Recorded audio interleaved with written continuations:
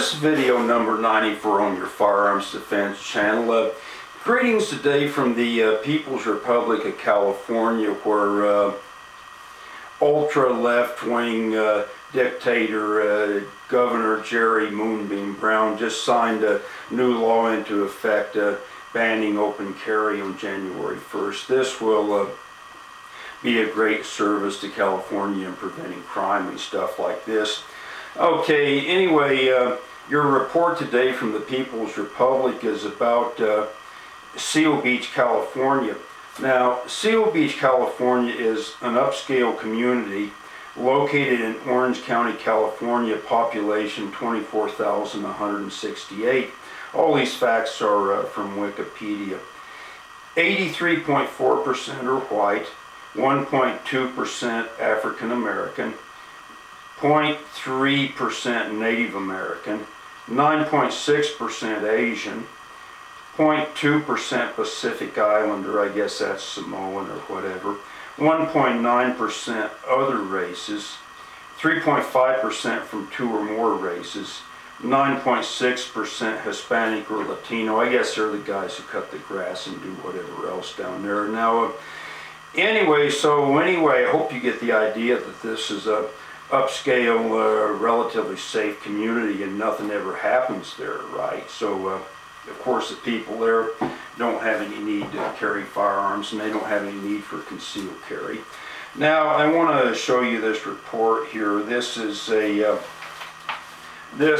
in today's Thursday, October 13th. This is in the today's version of the Daily News.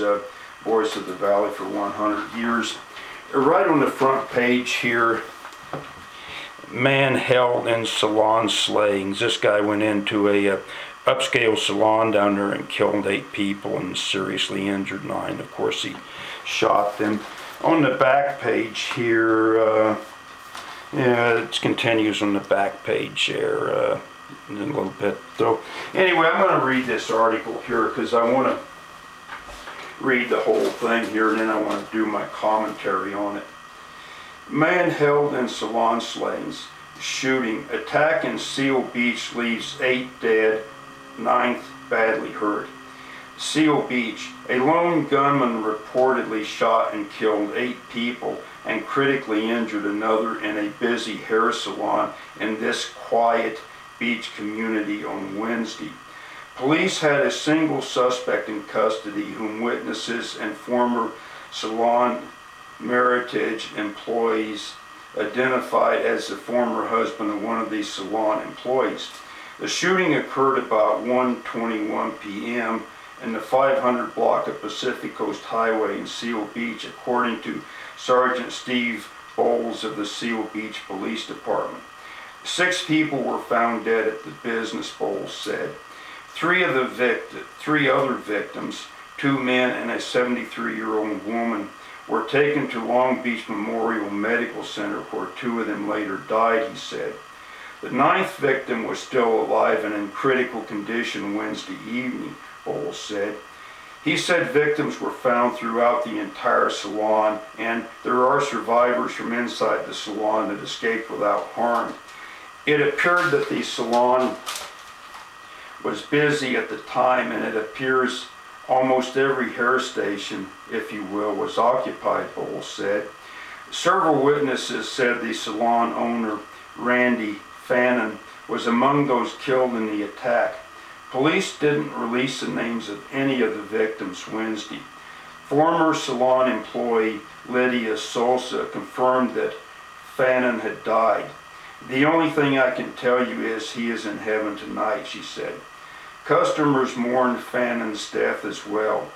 He was just one of the nicest guys, the salt of the earth, a great guy, said Leanne Crawford, who has been a client at the salon. Her daughter, Harmony Crawford, 10, had also had her hair cut by Fannin. He was more like a best friend than a stylist, she said. Bowles said the suspect was arrested within minutes of the shooting without incident, about a half a mile from the salon. The officers identified the suspect's vehicle as it was leaving the location, Bowles said. They followed it and made a traffic stop and took the driver into custody. We feel very confident we have the single and only suspect in custody, Bowles said. Shortly after the alleged shooter was arrested, police arrived at a home on Melody Lane in nearby Huntington Beach and escorted two women to a white car and then roped off the house with crime scene tape, according to the Associated Press. Neighbors identified photos of the shooting suspect as their neighbor Scott. The house is registered to Scott Deckray, and one of the licensed cosmetologists at the salon address was Michael Deckray, the AP reported. Long Beach Superior Court records show that Scott Deckray filed for divorce from his wife Michelle in 2007, seeking dissolution of marriage. Records show the couple was involved in an ongoing child custody battle.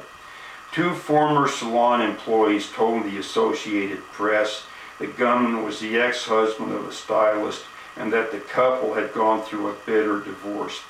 They had been having bitter problems for years, and I guess he just went in there and started shooting, Sosa said. Deckray worked for the Foss Maritime, a large tugboat operator with offices and ships in the ports of Long Beach. A company representative Wednesday declined to comment on his position at the firm. After Wednesday's shooting, a witness said that when the suspect was arrested, he appeared to be wearing body armor. Police were later seen collecting body armor and other gear. One firearm was left at the scene of the shooting, and several others were found in the suspect's vehicle, police said. Well, before I read the rest of this, I want to make a comment here. That's why at Front Sight we spend so much time practicing headshots, because body armor doesn't work when you put one to the oculocranial cavity. Body armor doesn't do any good against that. It wasn't known whether one or more weapons were used in the shooting, Bowles said. Lorraine Brueyelle, a salon employee who wasn't working Wednesday, said she talked to the husband of one of the employees who was there during the shooting. She said she was told that one employee locked herself in the salon's facial room to escape the bloodbath and was unharmed. Another man locked himself in a bathroom but was wounded. To preserve the integrity of this investigation, we will not share any information about the shooter at this point, Bowles said. Well, that's the whole article in its entirety. Now, you know, this is just another endless example of what happens here. And this is just another perfect example of why people need concealed carry and why we need the armed citizen. I mean, it's just another one of an endless line of incidents like this. Now, there's a video on YouTube someplace, I don't remember specifically which one it is, by, you know, I think it's Diane Sawyer and ABC News did some kind of video to prove that concealed carry doesn't do any good, and if people are going to get shot, they're going to get shot, and it doesn't matter if people, well, you know, these things are totally useless. Here's 8, probably the 9th person is going to die. This guy walked into the salon, shot these people. They had absolutely no chance whatsoever. Absolutely zero chance whatsoever. Zero. Less than none. You know, if just one of those people would have had a concealed carry and had his weapon with him, there would have been a chance that maybe all of these people wouldn't have been killed. Maybe none of them would have been killed. But we'll never know, because California, Southern California and Orange County and Los Angeles County do not issue concealed carry permits to people. They just don't. Yet this guy was able to get all the weapons he needed. He was able to carry his weapon. He was able to go into this place. He was able to shoot 9 people. All the laws out there, all our laws didn't stop this guy. They did nothing to stop this guy. Now we get to the police, the Seal Beach Police. Yes, I don't like the police, but I have nothing especially against the Seal Beach police. But what are police good for? They're good for hanging out at donut shops. They're good for stopping people for traffic violations, writing you a traffic ticket for 10 miles over the speed limit, so you pay a $300 fine. You have your insurance raised. The insurance company gets more money. The city gets more money.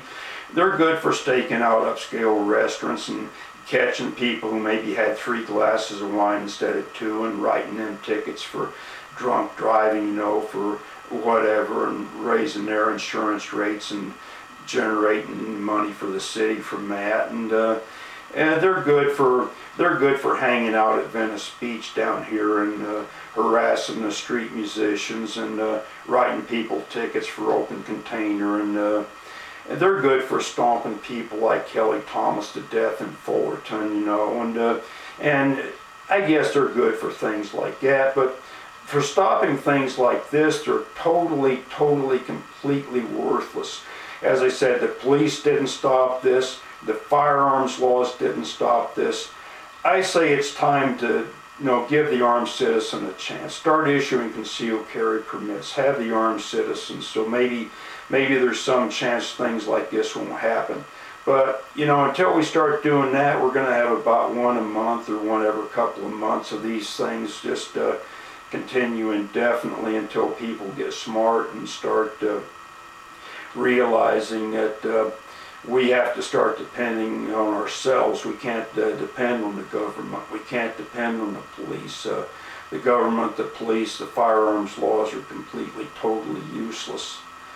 Okay, I'm going to sign this video off. I think I'm about 13 minutes into this thing. So this is your Firearms Defense Channel signing off from the People's Republic of California on video number 94. And I'll see you on video number 95.